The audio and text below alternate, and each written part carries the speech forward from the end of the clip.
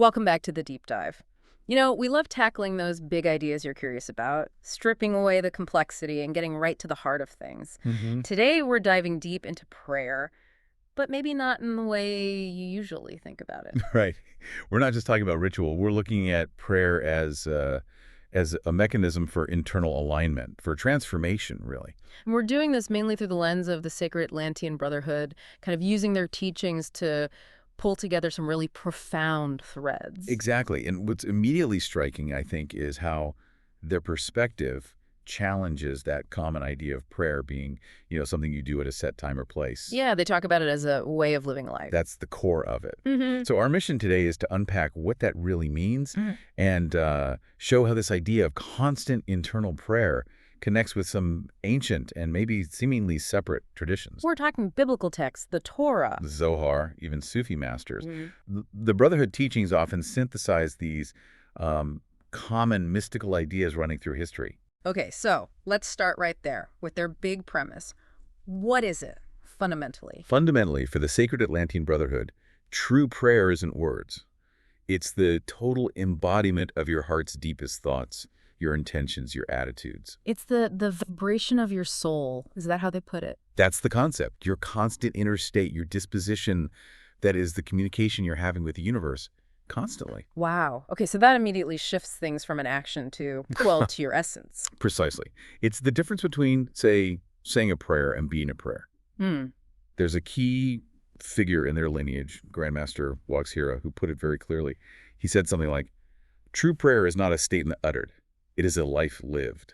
It is the attitude of your heart and the thoughts that you harbor in the depths of your being. That part. That's the one. It really lands the point, doesn't it? It does. But let's think about the implication there. If every thought, every feeling, every intention I have is my prayer, then holding on to, say, resentment or anxiety, that isn't just me feeling bad. It's like I'm actively, continuously praying for more of that negativity. Is that the idea?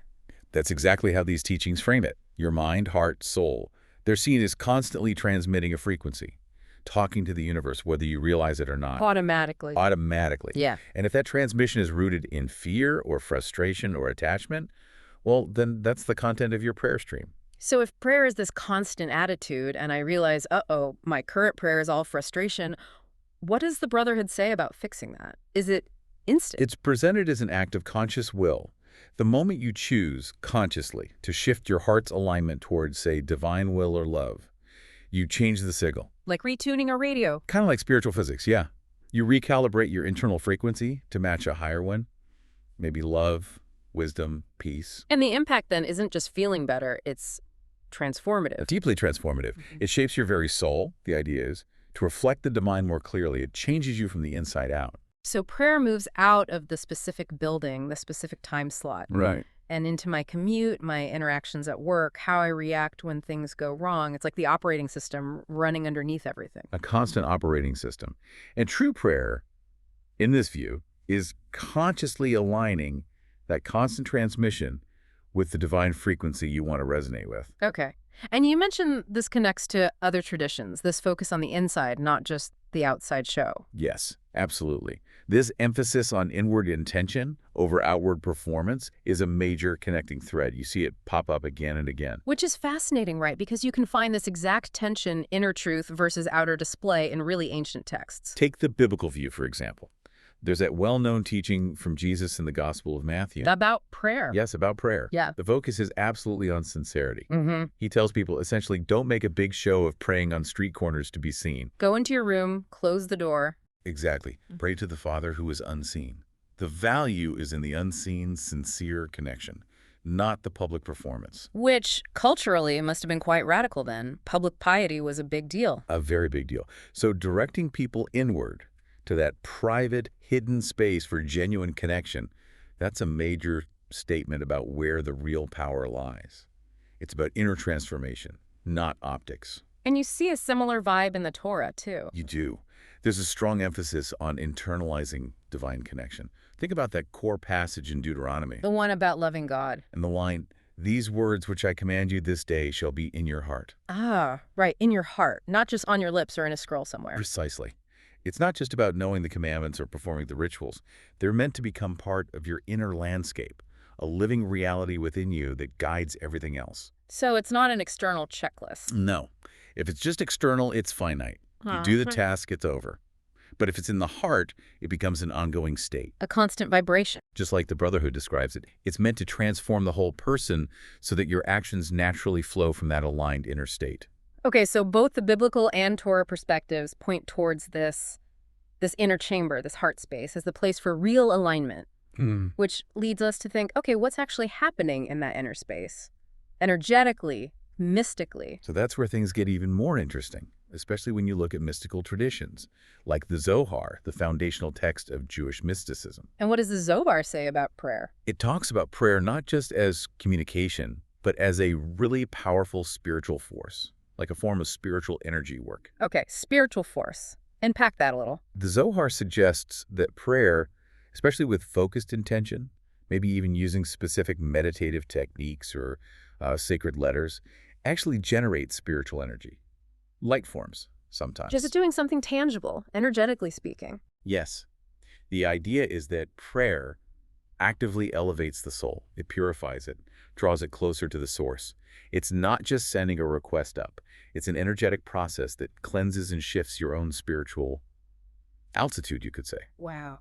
It calls prayer the bridge between the earthly and the divine.